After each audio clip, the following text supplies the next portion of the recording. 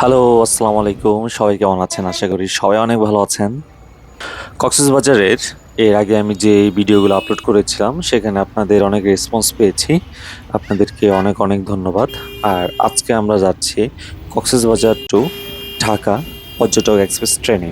So এটা হচ্ছে কিভাবে আমরা গেলাম, এটার এক্সপেরিয়েন্স আপনাদের সাথে শেয়ার করব এবং আপনারা কিভাবে টিকেট কাটবেন এবং হচ্ছে কোন ফ্যাসিলিটি গুলো হচ্ছে আপনারা নিতে পারেন এই জার্নিতে। সো টোটাল সবকিছুই থাকবে আমাদের এই ব্লগে। কক্সবাজার ঘুরতে এসে অনেকেই হচ্ছে যাওয়ার সময় প্রবলেম ফেস করে অনেক ধরনের। আর যদি কেউ বাসে যায় বা ট্রেনে যায় সেক্ষেত্রে একটু সচেতন না হলে অনেক ধরনের প্রবলেম হতে পারে। সেক্ষেত্রে যেহেতু কক্সবাজার টু ঢাকা এটা একটা লং জার্নি, তাই এখানে অনেকগুলো বিষয় হচ্ছে আপনাকে গুরুত্ব দিতে হবে। যেরকম হচ্ছে টিকেট কাটার বিষয়গুলো, আপনার সিটিং পজিশন গুলো এবং হচ্ছে আপনি যেদিন হচ্ছে কক্সবাজার থেকে ঢাকা চলে যাবেন, সেই সময় একদম টাইমলি স্টেশনে আ আসার যে ব্যাপারটা, এখানে প্রতিটি বিষয়ে হচ্ছে আপনাকে হচ্ছে গুরুত্ব দিতে হবে। যদি এই ধরনের কোনো প্রবলেম আপনি ফেস করেন বা হচ্ছে কোনো ধরনের মিস্টেক হয়ে যায়, তাহলে কিন্তু হচ্ছে আপনার জার্নিতে একটা বিরক্তিকর একটা সিচুয়েশন তৈরি হতে পারে। তাই আপনার জার্নিকে অনেকটা স্মুথ করার জন্যে বা হচ্ছে কোনো ধরনের প্রবলেম যেন হচ্ছে ক্রিয়েট না হয়, সেই বিষয়গুলো নিয়ে হচ্ছে আমরা আজকে ভিডিওতে কথা বলবো। আমাদের এক্সপেরিয়েন্স গুলো আপনাদের সাথে শেয়ার করব। যেন আপনারা সুন্দর একটি গাইডলাইন পেয়ে যান এবং খুব সুন্দরভাবে হচ্ছে আপনার জার্নিটি কমপ্লিট করতে পারেন। তাই অনুরোধ থাকবে ভিডিওটি শেষ পর্যন্ত দেখবেন। আর যারা এখনো চ্যানেলটি সাবস্ক্রাইব করেননি তারা অবশ্যই আমার চ্যানেলটি সাবস্ক্রাইব করে দিবেন। ও আর এটি হচ্ছে আমাদের সেই পর্যটক এক্সপ্রেস ট্রেন। এই ট্রেনে করে হচ্ছে আমরা আজকে কক্সবাজার থেকে ঢাকা যাব। তবে চলুন আর দেরি না করে শুরু করা যাক আমাদের আজকের জার্নি।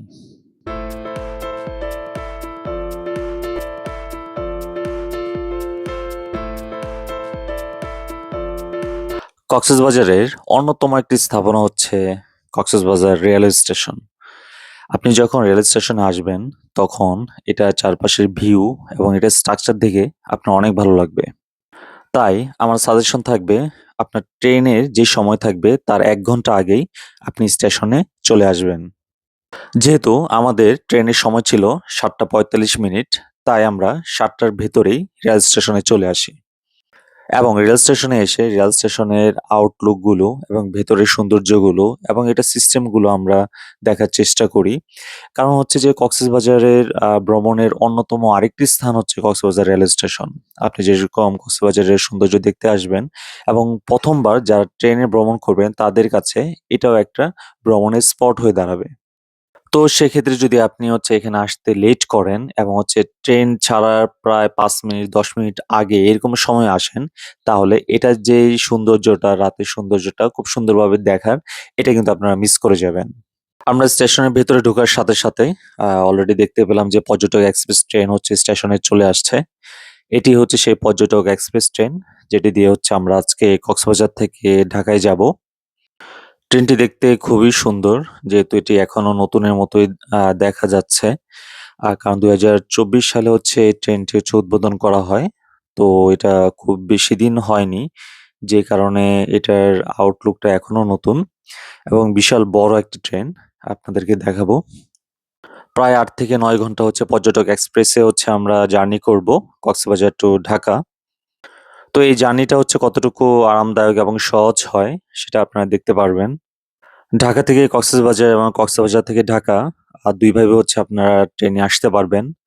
ঢাকা থেকেও ট্রেনে আসতে পারবেন এবং হচ্ছে কক্সবাজার থেকে আপনারা ট্রেনে যেতে পারবেন। আর বাসও এভেইলেবল থাকে। তো যারা ট্রেনে জার্নি করতে ভালোবাসেন বা যারা একটু আরামদায়ক জার্নি পছন্দ করেন, আমার কাছে মনে হচ্ছে ট্রেনে জার্নিটাই হচ্ছে বেটার এবং অনেক ক্ষেত্রে এটি সাশ্রয়ী বটে। ঢাকা থেকে কক্সবাজার অথবা আমরা যখন কক্সবাজার থেকে ঢাকার দিকে রওনা হব, এই ট্রেনটি ডিরেক্ট হচ্ছে ঢাকায় চলে যাবে। শুধু মাঝখানে চট্টগ্রাম হচ্ছে এটা বিরতি থাকে। এছাড়া এটার অন্য কোনো বিরতি নেই। আপনারা হচ্ছে কক্সবাজার থেকে চিটাগং, চিটাগং থেকে ঢাকা চলে যেতে পারবেন। আর আমাদের এই পর্যটক এক্সপ্রেসের সাপ্তাহিক ছুটি হচ্ছে বুধবার।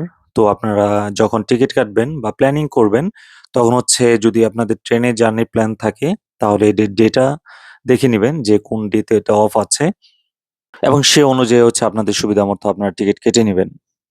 ট্রেন ছাড়ার বেশ কিছুক্ষণ আগে হচ্ছে ট্রেনের ডোরগুলো ওপেন করে দেয়া হয়, যেন হচ্ছে যাত্রীরা বসতে পারে এবং হচ্ছে আমরা অলরেডি ট্রেনের ভেতরে প্রবেশ করেছি। এই বগিটি হচ্ছে এস চেয়ারের বগি। আ অলমোস্ট হচ্ছে স্নিগ্ধা বগির মতো দেখতে মনে হচ্ছে।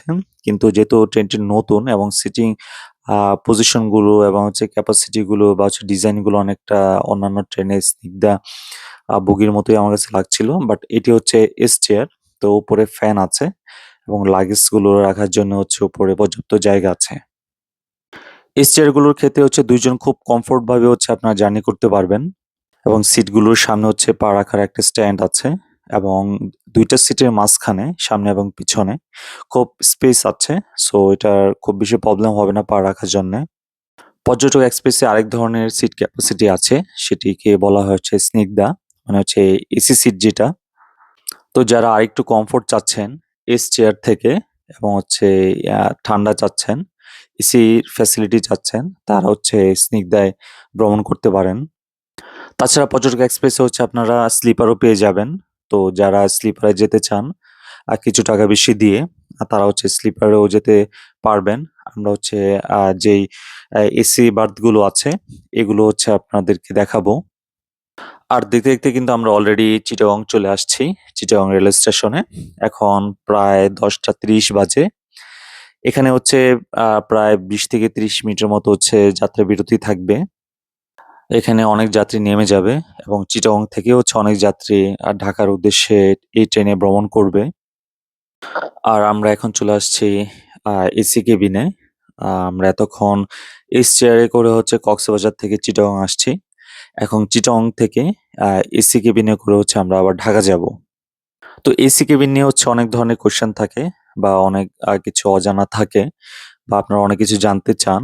সেগুলো হচ্ছে বিস্তারিত হচ্ছে আমি আজকে ভিডিওতে আলোচনা করব। এটি হচ্ছে একটি এসি কেবিন, ২ টা বেড এবং প্রত্যেকটা বেডের সাথে হচ্ছে ফ্যান আছে এবং দেখতে পাচ্ছেন আমাদের ২ টা বেডই হচ্ছে নিচে। যে কারণে হচ্ছে জার্নি করতেও সুবিধা হবে। এটা হচ্ছে ডোর। আপনারা লক করতে পারবেন। আর এসি কেবিনে যেটা হচ্ছে আউটডোর, এদিক দিয়ে হচ্ছে রাস্তা আছে অন্যান্য কেবিনে যাওয়ার জন্যে বা অন্য পাশে যাওয়ার জন্যে। আর কেবিনের ভেতরে এরকম একটা টেবিল পেয়ে যাবেন, ফোন চার্জার পেয়ে যাবেন, মানে সকেট পেয়ে যাবেন।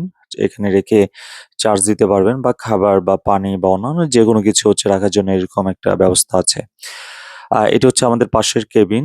আ এখানে দেখতে পাচ্ছেন একটি বেড হচ্ছে নিচে এবং আরেকটি থাকে হচ্ছে উপরে। আর হচ্ছে একটা টেবিলও থাকবে বা আদার্স যেই ফ্যাসিলিটি গুলো, ফ্যান এবং এসি ফ্যাসিলিটি সবগুলো আপনারা পেয়ে যাবেন। Birth number 12। তাছাড়া শীতের ভেতরে যদি আপনারা জার্নি করেন তাহলে হচ্ছে আ রেল কর্তৃপক্ষ থেকে হচ্ছে আপনাদের এই ধরনের ব্ল্যাঙ্কেট গুলো হচ্ছে প্রোভাইড করে দিবে। রুমগুলো একটু অগোছালো কারণ হচ্ছে হয়তো এখান থেকে যাত্রীরা আ এক কিছুক্ষণ আগে হয়তো বের হয়ে গিয়েছে। যে কারণে এগুলো এখনো রেডি করা হয়নি পরবর্তী জার্নির জন্য। পরবর্তী জার্নি শুরুর আগে এগুলো আবার রেডি করে ফেলা হয়।